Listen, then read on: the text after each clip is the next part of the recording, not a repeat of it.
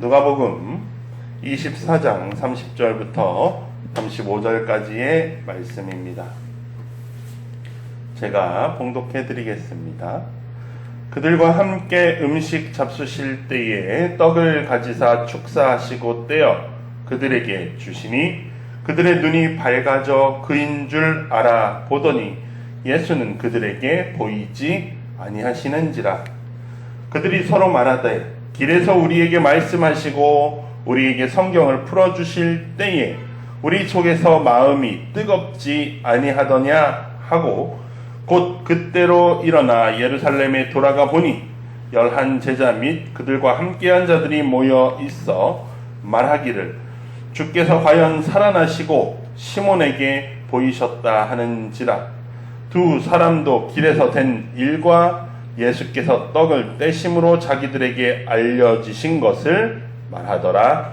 이 모든 말씀은 하나님의 말씀입니다. 하나님 감사합니다. 아멘. 감사합니다. 자리에 모두 앉아 주십시오. 감사합니다. 할렐루야. 아멘. 감사합니다. 오늘도 함께 예배하는 여러분 모두를 주님의 이름으로 축복합니다. 주님께 예배할 때 주님이 우리와 함께 하심을 믿으시고 주님과 함께 걸어가시는 예배의 삶이 되시기를 주님의 이름으로 축복합니다. 지난주 저희는 도마와 함께 앉았었습니다. 문은 잠겨 있었는데 그 두려움 가득한 자리로 주님이 문을 뚫고 찾아오셨습니다. 그리고 제자들에게 평화를 선언하셨어요. 근데 그 자리에 마침 도마는 없었습니다. 그 없는 도마를 위해 8회째 되는 날에 주님이 주일에 다시 찾아오셨습니다. 도마가 나는 못 믿겠다. 내가 그 손을 만져봐야 하고 옆구리에 손을 이렇게 집어넣어 봐야지 내가 믿겠다라고 했던 그 언어 그대로 주님께서 다시 도마에게 만져보고 넣어보고 믿지 못하는 자가 아니라 믿는 자가 되라 라고 말씀해 주셨습니다. 그러자 도마는 나의 주님이시요 나의 하나님이십니다 라는 고백으로 예수님께 고백하였고 예수님은 그에게 보지 못하고 믿는 자들이 복되다 라고 말씀하셨습니다. 도마는 주님을 보았던 자와 보지 못한 자들의 연결점이 되어지는 장면이었습니다. 믿고 있는 우리가 보지 못하였으나 큰 은혜가 있다, 큰 복이 있다라는 사실을 기억하시는 여러분 되기를 주님의 이름으로 축복합니다. 아멘. 오늘 본문도 이 보지 못한 자들의 이야기입니다. 어쩌면 보지 못한 자들을 위해서 누가가 굳이 넣어놓은 이야기일 것 같습니다. 엠마오로 가는 길에 두 사람이 걷고 있는데요. 이 이야기는 아마 13절부터 이렇게 쭉 나올 겁니다. 35절까지. 제가 오늘 그 예배 진행상 30절부터 읽었지만 돌아가셨을 때는 13절부터 이제 쭉 해서 한번 보시면 더 말씀에 대한 이해가 더 깊어지실 겁니다. 엠마오로 가는 길에 두 사람이 걷고 있는데요. 누가는 이 두 사람이 처음부터 12제자 중에 있는 제자는 아니라 다른 제자라는 의미로 이 두 제자가 있었다라고 말합니다. 그 중에 한 명은 글로바라고 하는 이름의 사람이었고요. 다른 한 사람은 이름이 없었습니다. 근데 제가 요한복음 때 말씀드렸던 것처럼 이름이 없는 제자의 자리에는 보통 누가 들어갑니까? 말씀을 읽는 독자들이 그 자리로 초대를 받는 것입니다. 이름 없는 그 자리에 엠마오로 향하는 우리의 모습을 비추어 보게 만드는 거죠. 엠마오로 향하는 이야기는 처음부터 예수님을 본 적 없는 사람들을 위해 아마 디자인되어진 이야기인 것 같습니다. 엠마오로 간다는 것은 예루살렘을 등지고 떠난다라는 것입니다. 예루살렘은 오늘 본문의 바로 앞에 이야기 전제상 어떤 이야기냐면 어떤 곳이냐면 예수 그리스도에 관한 모든 것이 있는 이야기입니다. 이 말은 예수께서 고난당하시고 죽으시고 부활하셨다라는 그 소식에 대한 모든 것이 있는 곳이 예루살렘인데 이 두 제자는 지금 예루살렘을 등지고 엠마오라고 하는 곳으로 갑니다. 어디인지는 학자들도 분명하게 밝혀지지는 않은 곳이지만 대략 스타디온 이야기가 나오는 걸 보면 그 당시 로마의 이 헬라의 이 경계법상 한 11km 정도 되는 거리에 있는 도시, 동네였을 것으로 추측하지만 어디인지는 밝혀지지 않았습니다. 그런데 단순히 이 엠마오라고 하는 도시가 지리상의 위치를 이야기하는 것을 넘어서 오늘 이야기에서는 이 엠마오라고 하는 방향은 예루살렘을 등지고 떠나가고 있는 그곳이 되어집니다. 이 제자 두 사람에게는 마음의 방향이 어떠한가, 예수에 관한 것은 이제 우리에게 모두 끝났다라고 말하며 등지고 예수를 떠나가는 발걸음 가운데 있는 것이라는 거예요. 이들이 엠마오로 가는 이유는 그들에게 지식이 없어서가 아닙니다. 그들은 이미 예수 그리스도에 관한 이야기를 다 알고 있었던 제자들이었고, 심지어 오늘 그 아침에까지 여인들이 무덤이 비었다라고 하는 이야기, 예수 그리스도께서 다시 살아나셨다라고 하는 그 여인들의 증언을 듣기까지 한 사람들이에요. 그런데 문제는 뭐예요?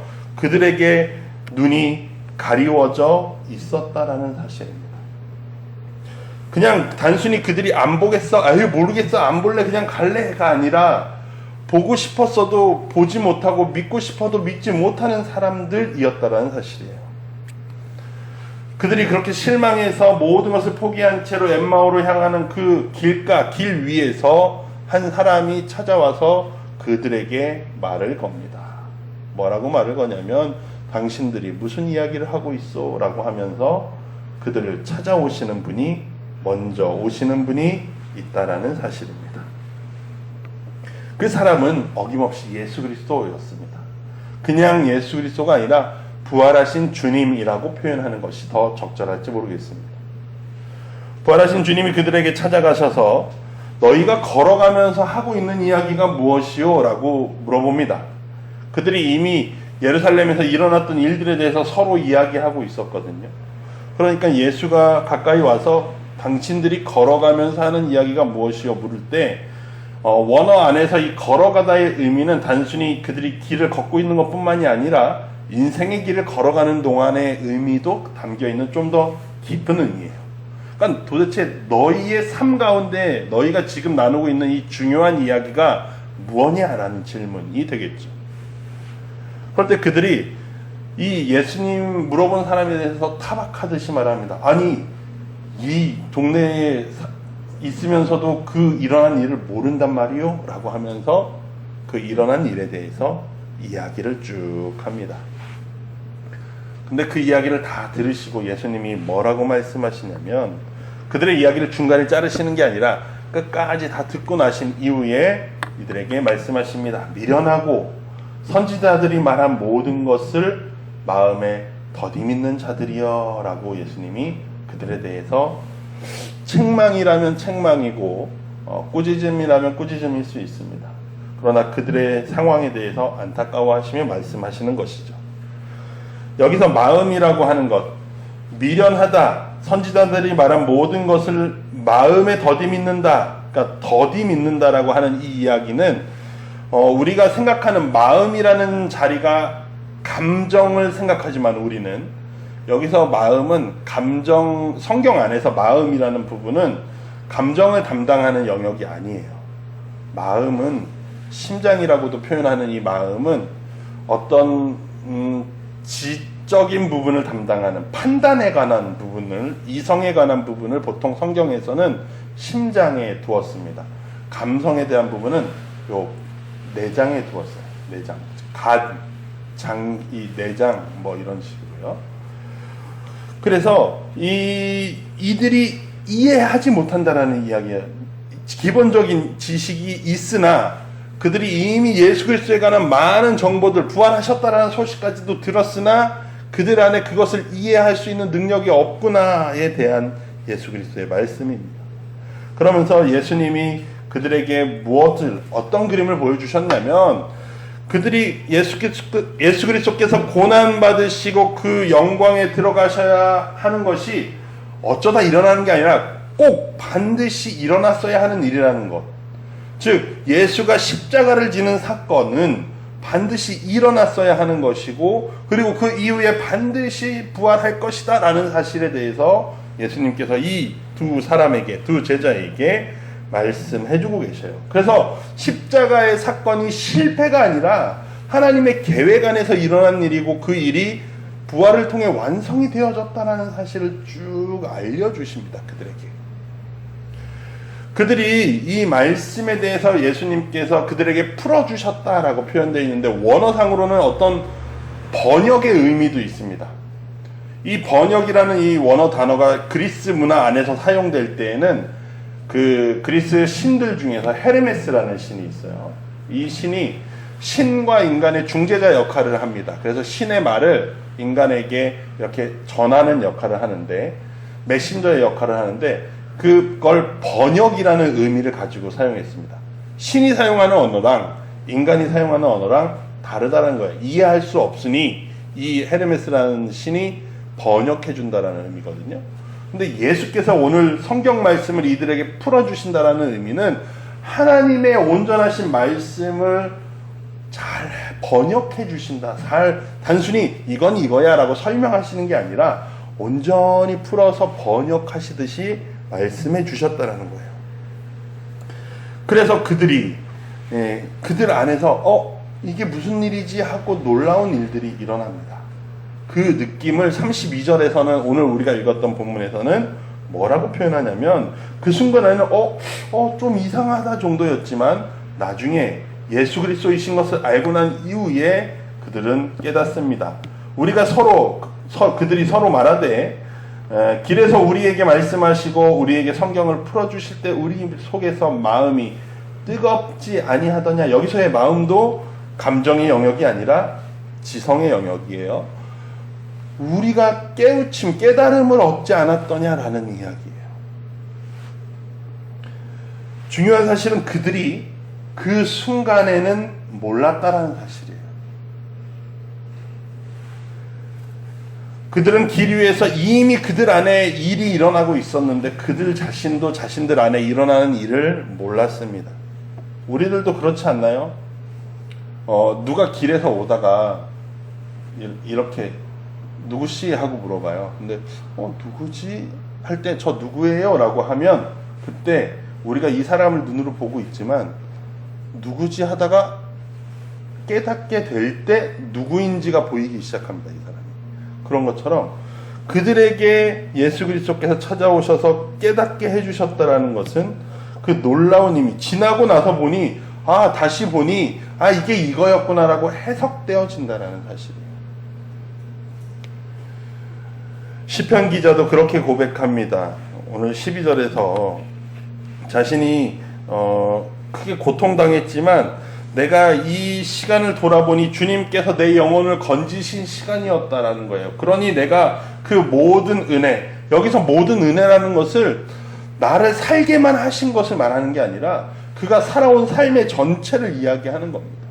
그리고 지금 와서 보니 그 모든 것이 하나님의 은혜였다라는 사실이에요. 그것을 내가 무엇으로 보답할까라고 말합니다. 지금 이 시편의 기자가 시인이 감사하고 있는 것은 현재의 자리에서 과거를 되돌아본 사람의 고백이라는 사실이에요. 다시금 보게 하는 것. 말씀이 우리 가운데 열릴 때 우리는 주님이 거기 계셨구나라는 사실을 우리는 그제서야 깨닫게 된다라는 사실이에요. 또한 이들이 예수님과 두 제자가 세 사람이 함께 길을 가시면서 엠마오쯤 왔습니다. 그리고 엠마오쯤 왔을 때 해가 뉘엿뉘엿 져가는 시간이었어요. 그래서 예수님께서, 원어가 조금 재밌는데 예수님께서 더 가시려는, 그러니까 길을 계속 떠나시려는 척을 했다라고 되어 있거든요. 예수님이 가시는 척해요. 그러니까 내가 너희랑 그냥 좀 있으면 안 될까? 내가 여기 있어야 돼 라고 강권하시는 게 아니라 기다리십니다. 그랬더니 이 두 제자가 예수님을 붙잡고 제발 우리랑 좀 있으시오 라고 강권합니다. 날이 어두우니까 길 더 가면 위험하니까 우리랑 여기서 지내고 하룻밤 묵고 가시오 라고 좀 강권하고 붙잡는 그들에게 계시가 열리게 되어진다. 그들이 함께 식탁에 앉았습니다. 그런데 예수님은 초대받은 사람이잖아요. 엄밀하게 따지면 길 가던 일행 가운데 초대받은 사람입니다. 그런데 그가 오늘 떡 떼는 자리에서는 오히려 주인의 자리에 와서 떡을 떼고 있다라는 사실은 신기한 부분이죠.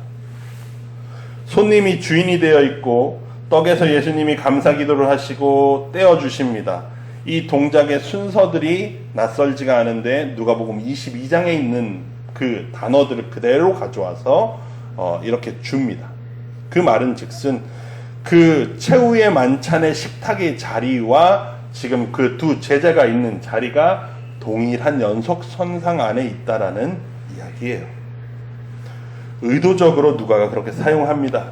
그래서 그 연결된 식탁에서 그들이 떡을 받을 때, 떡을 떼어서 떡을 받을 때 그들의 눈이 열렸다라고 합니다. 제가 앞서 말한 것처럼 누군지 모르다가 누구 하고 알게 되었을 때 모든 것이 깨달아지는 것처럼 이 사람 그 사람이었지 하고 우리가 깨달음을 얻는 것처럼 그들의 눈이 밝아졌습니다. 31절에 그들의 눈이 밝아져 그인 줄을 알아보더니, 이제 중요한 사실은 예수님을 알아보았을 때 예수님이 없어졌습니다. 예수님을 알아보았을 때 그분이 보이지 않습니다. 부활하신 예수님을, 그래서 오늘 본문에서는 부활하신 예수님을 눈으로 보는 것이 아니다라는 것을 오늘 보여주는 거예요. 예수님은 육신의 부활을 하셨습니다. 그것을 상징하는 게 빈 무덤이에요. 시신이 없는 무덤. 몸이 살아나셨기 때문에 그분의 몸은 거기 없었다라는 거예요. 그런데 오늘 본문에서 말하고자 하는 것은 몸을 넘어서 그럼 몸이 있으면 볼 수 있어야지 라고 말하는데, 눈으로 보는 것을 넘어서 인식하는 것을 통해서 주님을 본다라는 거예요. 그것이 오늘 본문이 이야기하고자 하는 것입니다. 가장 선명하게 예수 그리스도구나라고 알게 된 그 순간 예수 그리스도께서는 그 자리에 부재하시더라라는 사실이에요. 주님이 계셨어 라고 하는 그 순간 깨달았던 그들에게는 주님이 옆에 계시지 않더라는 사실입니다. 오늘 엠마오 이야기의 가장 중요한 이 테마 중에 하나는 부재예요. 주님이 계시지 않는구나 라는 사실. 이것을 어떤 사람들이 느낍니까? 주님 이후에 제자들을, 사도들을 통해서, 다른 이들을 통해서 예수를 만나게 된 사람들, 그리고 주님을 봤으나 주님이 부활하신 주님이 떠나가시고 아버지 우편에 앉아 계실 때 주님이 없이 교회로 살아가는 사람들, 그들은 주님이 계시지 않아도 우리가 주님을 만나는구나 라는 것을 인식하게 됩니다. 이 두 제자들의 예수님이 없구나라고 깨달은 것은 그 엠마오로 향하던 길에서 그들이 예수님이 없어 라고 느끼던 그 부재와는 다른 부재입니다. 앞의 부재와 예수님과 말씀을 나누고 떡을 뗀 이후의 부재는 전혀 다른 부재라는 사실이에요. 그들 안에는 뜨거운 무언가가 남아있다라는 사실입니다. 그래서 오늘 본문은 성경을 읽는 독자들에게 이것을 물어봅니다. 예수를 눈으로 본 적 없는 우리가 어떻게 예수를 믿을 수 있느냐라는 거예요. 그거는 고대부터 늘 예수를 믿는 사람들에게 주어져 온 질문입니다. 그것에 누가복음의 저자는 오늘 우리에게 이렇게 말하는 거예요.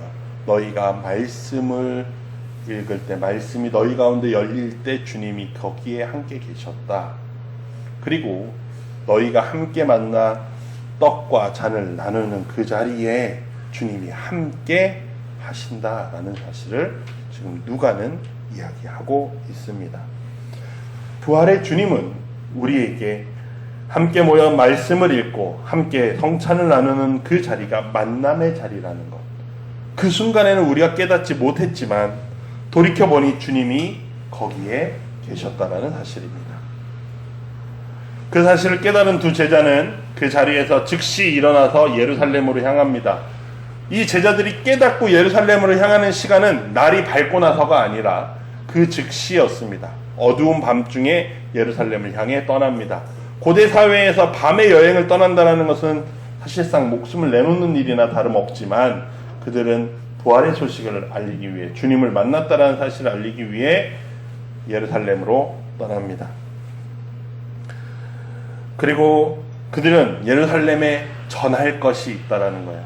주님이 살아나셨다라는 소식입니다. 우리가 주님을 만난다라는 그 소식입니다. 그래서 부활의 사건은 과거의 사건이면서 우리의 미래를 향한 약속이기도 합니다. 그들이 가서 딱 예루살렘에 있는 제자들과 다른 제자들, 그리고 그 11제자와 다른 제자들을 만나서 딱 그들을 만났더니 그들이 주님이 살아나셨다라고 말해요. 그들이. 아, 그러냐? 우리도 주님을 보았다라고 말합니다. 주님은 어느 곳에나 계셨고 그들 가운데 어느 곳에서든 그들을 만나 주셨습니다. 뭘로요? 말씀과 그들의 식탁 가운데서 만나셨다는 사실이에요. 중요한 사실은 제자들이 예수께서 살아나셨다라고 할 때 수동태를 사용했습니다. 수동태는 뭐예요? 능동, 그러니까 예수께서 스스로 살아나신 게 아니라 아버지께서 그 아들을 일으키셨다라는 단어를 사용했어요. 그 말은 무슨 말이 되냐면 예수 그리스도가 그렇게 사신 것처럼 교회의 소망은 우리도 그렇게 살 것이다라는 의미가 담겨 있는 표현입니다. 그가 일으켜지신 것처럼 우리도 일으켜질 것이다라는 거예요. 그래서 예수 그리스도의 부활은 과거의 사건이지만 동시에 우리의 미래에 일어날 사건이라는 사실이 됩니다. 오늘 말씀을 정리합니다. 두 사람이 절망 속에서 예루살렘을 떠났습니다. 그런데 중요한 건 예루살렘을 등지고 떠난 그들에게도 주님이 찾아오시더라는 사실이에요. 우리는 떠난 사람들을 떠난 사람 찾지 마 이렇게 얘기합니다. 떠났으면 끝났지라고도 이야기합니다. 그런데 주님은 그렇게 떠난 이들 가운데에도 찾아가셔서 그들 가운데 내가 너희와 함께 하지 않았느냐라는 사실을 깨닫게 하고 계십니다. 말씀이 열리던 그 길에서 그들의 마음이 뜨거워졌습니다. 식탁에서 떡을 떼던 그 순간 그들의 눈이 열렸습니다. 그리고 그때 주님이 사라지셨습니다. 그들은 밤중에 일어나 예루살렘으로 돌아갑니다. 왜요? 전할 것이 있기 때문입니다. 사랑하는 성도 여러분, 우리는 누구입니까? 이 제자들이에요. 주님을 만나고 주님을 전하기 위해서 예루살렘으로 다시 돌아간 이들과 같습니다.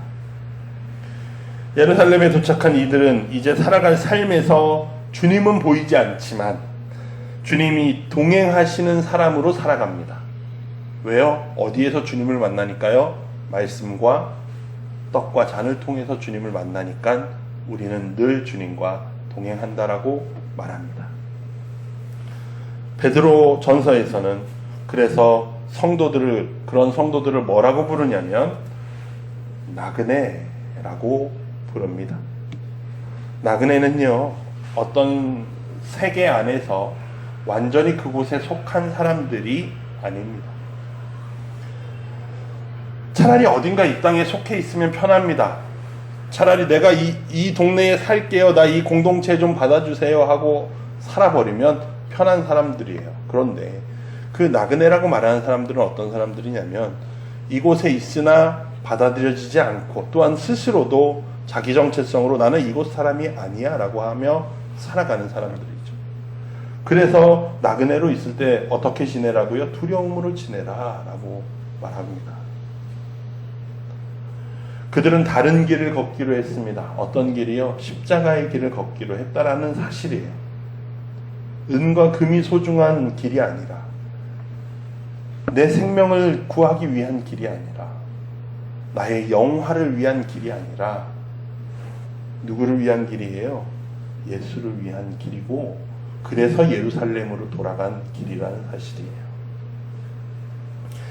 그 길에서 나그네들은 주님이 계시지 않다라는 사실을 경험합니다. 내 옆에 주님이 계셔서 내 어깨를 좀 두드려 주시고 손을 좀 잡아 주시면 좋을 텐데 라는 생각을 할 만큼 주님의 부재를 경험합니다. 기적이 눈에 보이지도 않고요. 기도가 응답되지 않을 때도 있고요. 주님이 없나라는 사실을 경험하면서 살아가는 이들이 나그네예요.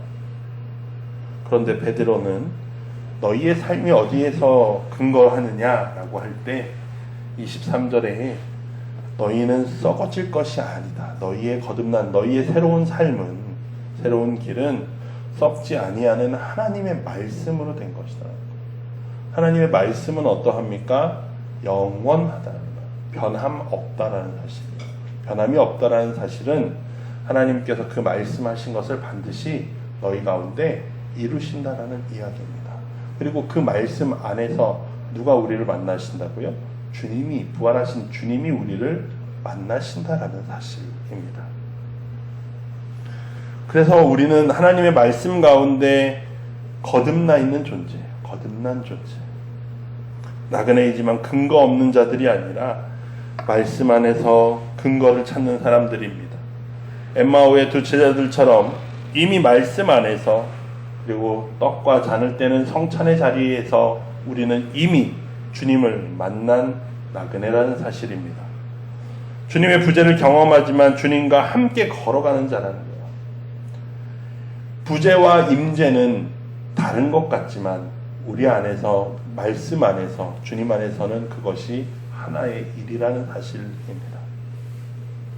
엠마오로 향하던 부재와 예루살렘으로 돌아갈 때의 부재는 전혀 다른 부재입니다. 우리가 함께 말씀을 읽었던 자리, 떡을 뗐던 자리에 주님이 계셨다라는 사실을 기억하십시오. 그 순간에는 몰랐을 수 있어요. 그러나 이제는 우리는 물을 수 있습니다. 주님의 말씀을 경험하는 그때 우리의 마음이 뜨거워지지 않았더냐라는 그 질문을, 뜨겁지 않더냐라고 하는 그 질문을 우리는 스스로 할 수 있습니다. 주님과 함께 하심을 부재 속에서도 확신하실 수 있기를 주님의 이름으로 축복합니다. 예, 이미 주신 주님의 은혜가 있음을 깨닫기를 바랍니다.